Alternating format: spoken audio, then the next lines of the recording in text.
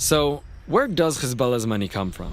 The money comes from two main sources. Either it's stolen from Lebanese civilians or smuggled from Iran into Lebanon. Let's break down how it works.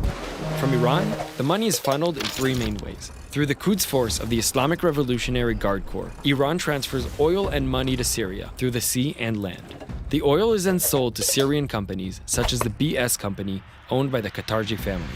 The head of the company was Bara Qatarji, who led oil imports over the past decade until he was killed in June 2024. This involves tens of millions of dollars that were transferred via Hezbollah's smuggling unit to Lebanon and into Hezbollah's pockets. Iran also flies in cash directly to Lebanon, which comes from the independent oil sales of the Quds Force. The cash is flown in under diplomatic cover to its Iranian embassy in Beirut, from where the money is handed over directly to Hezbollah. With Iran's backing, Hezbollah engages in other economic ventures, such as importing gas to Syria and establishing factories in Syria, Lebanon, Yemen, and Turkey. These ventures generate revenue that goes straight into Hezbollah's pockets. Who manages this revenue stream? Meet Muhammad Jafar Qasir, the commander of the transfer unit and Hezbollah's chief financial officer, wanted worldwide. He managed Hezbollah's primary source of income for years, until he was eliminated in a targeted strike in Beirut in early October. And the money that doesn't come from Iran, it's taken straight from the pockets of Lebanese civilians.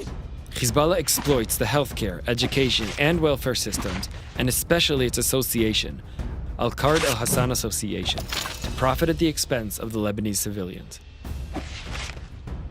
Hezbollah is taking advantage of Lebanon's severe economic crisis to bind its citizens to a separate economic system under its control. Through the Al-Hassan Association, Hezbollah takes money from citizens who need it to survive.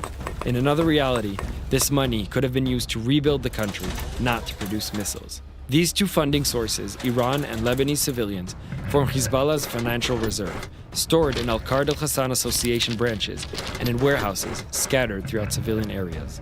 This is the money Hezbollah uses to indiscriminately fire rockets at Israeli civilians.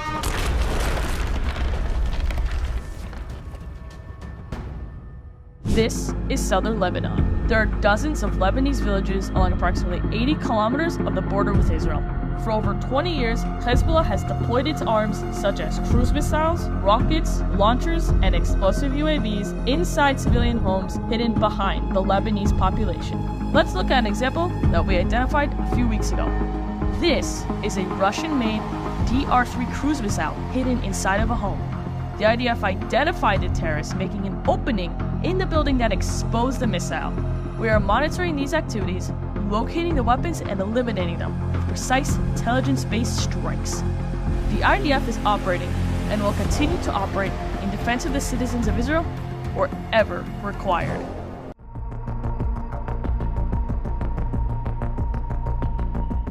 What you see here is the IDF's operation to thwart Hezbollah's large-scale attack. We targeted thousands of Hezbollah's rocket launcher barrels whose locations are marked in red. In blue, you can see the 100 IAF fighter jets moving in formation and executing precise strikes deep in southern Lebanon, neutralizing key Hezbollah targets. These actions were crucial in order to prevent an attack that could have devastated millions of Israeli homes and families. We are determined to stop them.